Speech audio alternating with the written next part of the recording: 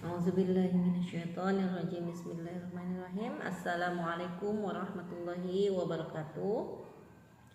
Innal hamdalillah, assalatu wassalamu ala Rasulillah wa ala alihi washabihi wa mawala ma ba'du.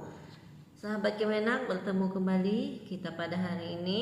Insyaallah akan membahas mengenai perceraian dalam Islam. Nah, jadi perceraian dalam Islam ini merupakan suatu jalan terakhir ya, yang memang diperbolehkan jika suatu keadaan darurat atau yang mendesak tidak terjadi. Apa sih keadaan mendesaknya yang membuat perceraian itu boleh?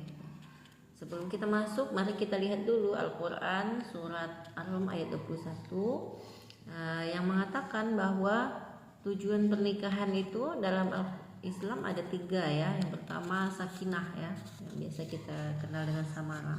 Sakinah yaitu ketentraman. Kemudian ada mawaddah, kemudian juga ada warahmah. Jadi kita tahu ketika dalam pernikahan ini tentu saja ada banyak perbedaan gitu ya, baik dari sisi suami ataupun dari sisi istrinya gitu. Tetapi Al-Quran mengatakan bahwa tujuan menikah itu adalah untuk ketentraman, kebahagiaan dan kasih sayang. Nah, bagaimana ketika setelah kita menikah, apakah benar ini terwujud gitu kan? Karena ketika menikah tentu awal-awal kita terkejut, ternyata ada banyak perbedaan, ada banyak pertentangan dan juga ada percekcokan juga antara suami istri gitu. Nah, hal ini memang dapat terjadi karena banyak latar belakangnya yang membuat ini bisa terjadi. Ya, diantaranya perbedaan-perbedaan antara suami istri itu sendiri. Ya, kalau kita lihat banyak hal ya yang melatar belakanginya. Yang pertama bisa jadi perbedaan jenis sendiri ya. Yang satu laki-laki, yang satu perempuan. Ya, dari sifat-sifat fisiknya, bawaan sifat fisik tersebut kan sudah berbeda-beda ya. Nah, yang satu misalnya keras atau yang satu lebih tidak sekeras itu. Kemudian yang satu misalnya kuat, yang satu tidak sekuat itu gitu ya. Kemudian itu dari sisi jenisnya. Kemudian dari sisi pendidikan juga bisa jadi berbeda. Nah, yang satu misalnya tamat SMP, yang satu tamat kuliah, yang satu tamat SMA, yang satu tamat SMP misalnya gitu kan, atau selainnya. Kemudian yang lagi membedakan adat istiadat ya. Di Indonesia ini kita banyak adat istiadatnya dan juga di negara lain tentunya. Nah, misalnya yang satu suku Batak, yang satu suku Jawa gitu, itu sudah punya berbagai latar belakang yang berbeda sesuai dengan adat istiadat masing-masing ya. Yang terlebih lagi ada perbedaan watak juga ya. Ada yang introvert, ada yang extrovert misalnya gitu. Nah, hal-hal inilah yang membuat nanti tujuan pernikahan itu tidak dapat tercapai. Bukan hal-hal ini secara langsung ya yang mempengaruhi, tetapi ketidakmampuan antara suami dan istri untuk mengelaborasi perbedaan yang ada sehingga terjadilah kesulitan dalam komunikasi ya, kesalahan dalam komunikasi, sehingga muncul percekcokan, ketidakcocokan dan bahkan nanti pengingkaran terhadap perkawinan dengan perselingkuhan dan lain sebagainya gitu ya. Nah, kalau kita lihat ya masalahnya bukan perbedaan tadi ya, tetapi justru adalah ketidakmampuan untuk memahami ataupun meminimalisir perbedaan yang ada tadi gitu ya. Nah, kalau memang tidak tercapai tujuan pernikahan yang dimaksudkan tadi, maka Islam juga memberikan jalan ya untuk yang namanya perceraian. Kalau kita lihat dalam khazanah keilmuan Islam itu ada beberapa cara ya. Perceraian dalam Islam itu ada yang namanya dengan talak ya, kemudian ada juga yang namanya khulu ya, kemudian ada lagi yang namanya kematian ya, kemudian ada fasah, ada ila, ada zihar, ada li'an. Nah, yang 4 terakhir ini adalah perceraian yang sifatnya sementara, tidak seperti talak ataupun kematian ataupun khulu ya, tapi sementara saja, yang bisa diperbaiki dengan membayar kafarat dan lain sebagainya gitu. Mari kita lihat ya pembahasan mengenai cara-cara perceraian dalam Islam itu. Yang pertama mungkin fasah ya. Fasah ini adalah putusnya perkawinan karena rusaknya syarat-syarat ataupun akad dalam perkawinan ya. Misalnya ketika setelah menikah diketahui bahwa ternyata suami istri ini kakak beradik ya, kakak beradik sekandung atau kakak beradik seayah ataupun kakak beradik seibu, sesusuan atau hal-hal lainnya yang ternyata dia itu adalah mahram dari si suaminya gitu. Nah, jadi ini otomatis fasahnya rusak ya, putus dia pernikahannya gitu, karena tidak sah menikah dengan saudara kandung. Ataupun misalnya seperti seorang wanita yang tadinya menikah dengan laki-laki di mana mereka ini non muslim, kemudian yang wanita masuk Islam. Nah, ini juga dapat dikatakan fasah karena seorang wanita muslimah tidak boleh menikahi seorang lelaki yang non muslim gitu ya, ataupun sebaliknya. Nah, kemudian ada lagi murtad ya, salah satu pihak. Jadi kalau istrinya keluar dari Islam atau suami keluar Islam, maka otomatis pernikahannya itu putus ya, karena tidak boleh dalam pernikahan itu berbeda agama. Nah, itu namanya fasah. Kemudian li'an ini artinya adalah mengutuk ya, li'an mengutuk ya. Jadi keadaan ini seorang suami mengutuk mengutuk istrinya bahwa dia menuduh istrinya berzina gitu. Nah, sehingga dia tidak mengakui anak yang dikandung oleh istrinya gitu kan. Nah, pasal li'an ini memang agak berat ya, karena suatu perzinahan atau perselingkuhan itu harus diajukan minimal setidaknya itu ataupun dengan syarat 4 orang saksi gitu ya. Bagaimana suatu perzinahan dapat disaksikan 4 orang saksi gitu? Maka kalau tidak bisa menghadirkan 4 orang saksi, seorang ini, suami ini harus dia bersumpah sebanyak 4 kali, mengatakan bahwa dirinya benar dan istrinya melakukan perzinahan gitu. Saya benar bahwa istri saya melakukan perzinahan gitu sebanyak 4 kali. Kemudian kali yang kelima mengatakan saya benar dan menerima hukuman jika dia salah gitu. Tapi lafaznya tentu ini dilakukan di depan pengadilan ya, tidak dilakukan secara sendiri gitu. Nah, kemudian seorang istri jika ia tidak mengakui kesalahannya atau dia tidak melakukan itu, dia bisa membela diri dengan cara melakukan li'an sebaliknya, li'an terhadap suaminya yang mengatakan 4 kali bahwa dirinya benar, dia tidak berzina, kemudian mengatakan yang kelimanya, dan apabila dia bersalah maka dia akan menerima hukuman dari Allah. Nah, li'an seperti ini pada dasar Rasulullah membuat perceraian ya.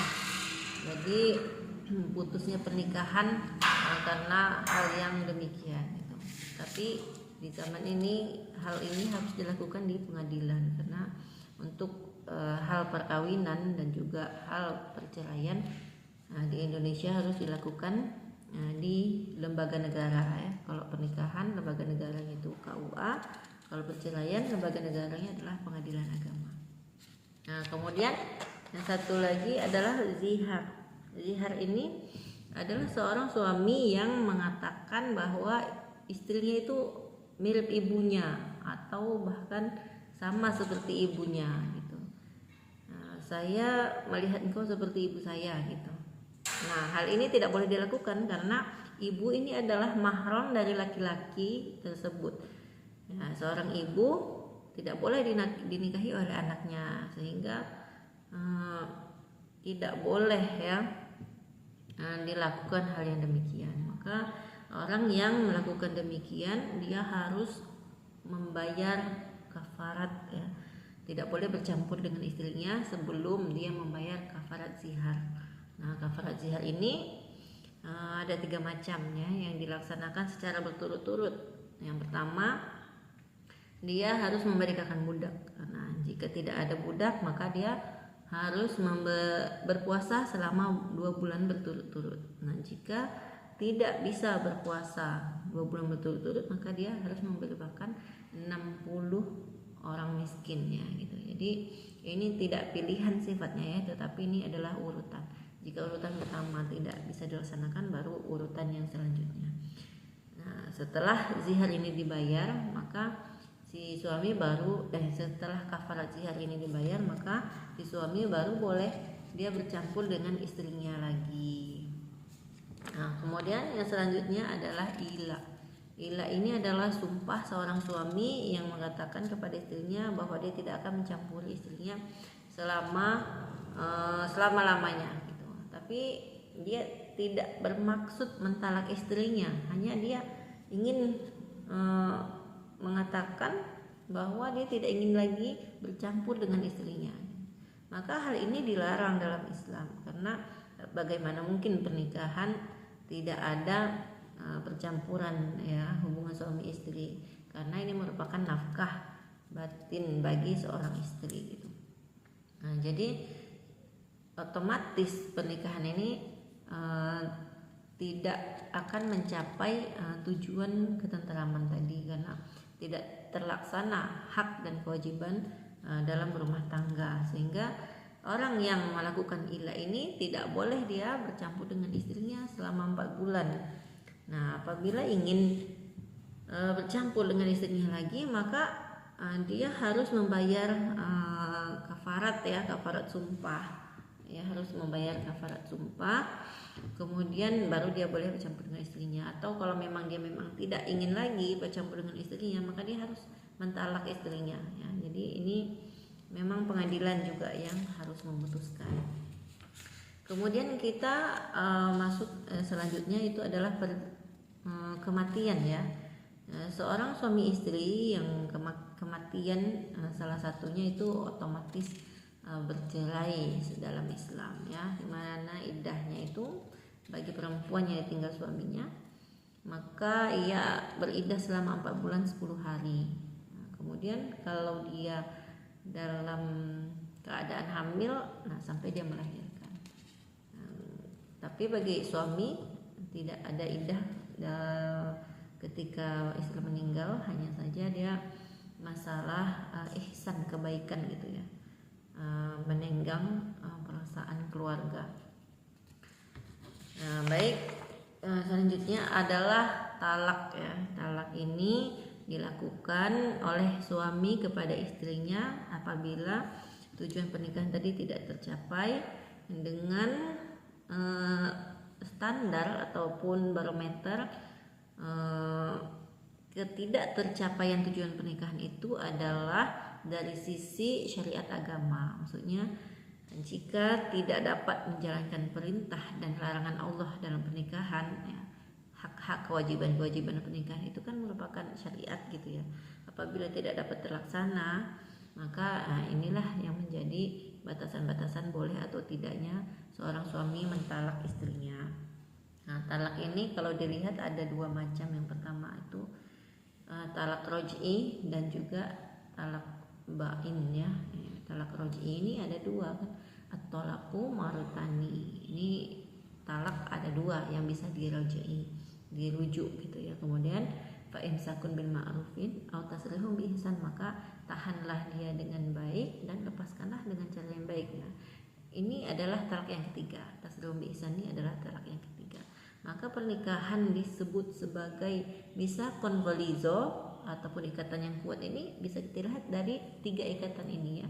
Ikatan pertama ini akan lepas jika talak yang pertama diucapkan ya.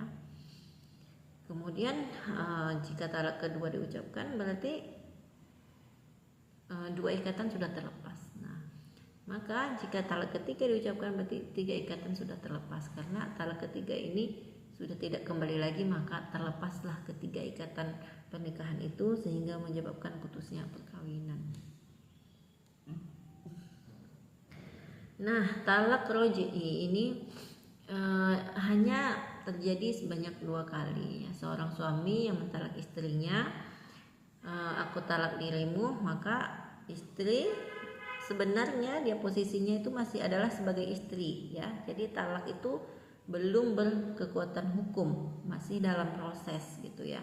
Maka istri yang ditalak roj'i ini dia tidak boleh keluar dari rumahnya, maksudnya tidak boleh dikeluarkan dari rumah. Kalau terjadi talak maka istri masih boleh menetap di rumah dan tidak ada batasan-batasan aurat, karena sebenarnya istri yang sudah diucapkan talak itu masih istrinya gitu, tapi dia masih menunggu masa iddah. Masa iddah ini bagi seorang istri ada 3 kali suci ya, 3 kali suci atau 3 kali quru ya gitu. 3 kali suci ini begitu haid suci, haid suci, haid suci gitu kan. Dan talak ini juga dijatuhkan tidak dalam keadaan istri sedang haid gitu, karena istri yang sedang haid itu nanti akan semakin panjang talaknya, tidak sesuai dengan 3 kali suci tadi gitu.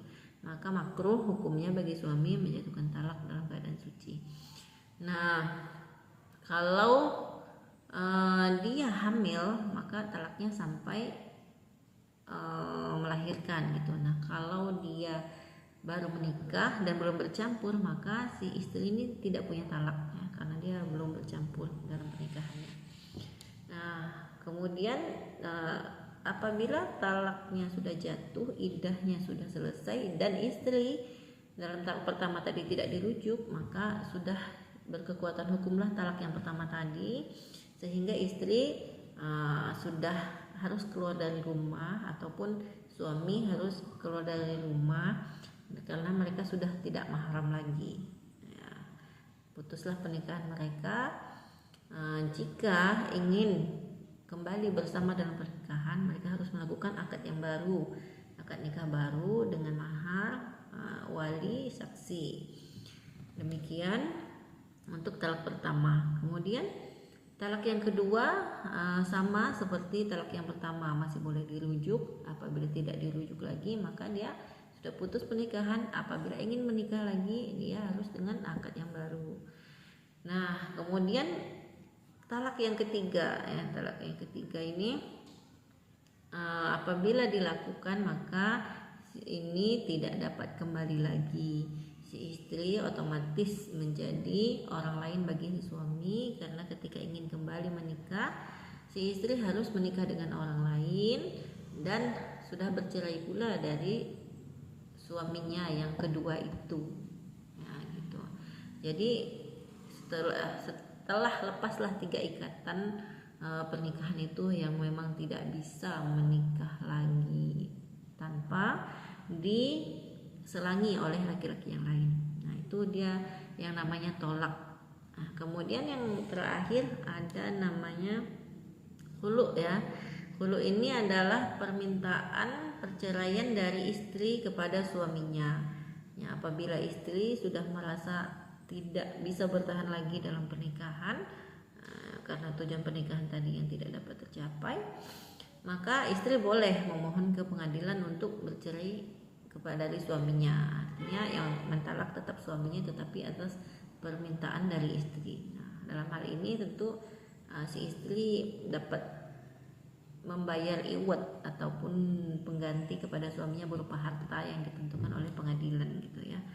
Nah, jadi kalau talak yang kalau hulu yang dimintakan oleh istri ini juga tidak dapat nanti menikah, tidak dapat dirujuk gitu ya. Kalau sudah jatuh talaknya maka suami istri ini tidak dapat rujuk dalam masa iddah, tetapi dapat menikah kembali ketika maksudnya menikah kembali jika dia sudah ketika iddahnya sudah selesai. Nah, jadi talak yang hulu yang dimintakan istri ini dalam masa iddah tidak dapat rujuk, tetapi kalau iddahnya sudah selesai misalnya ingin kembali menikah maka boleh, tetapi dengan akad yang baru.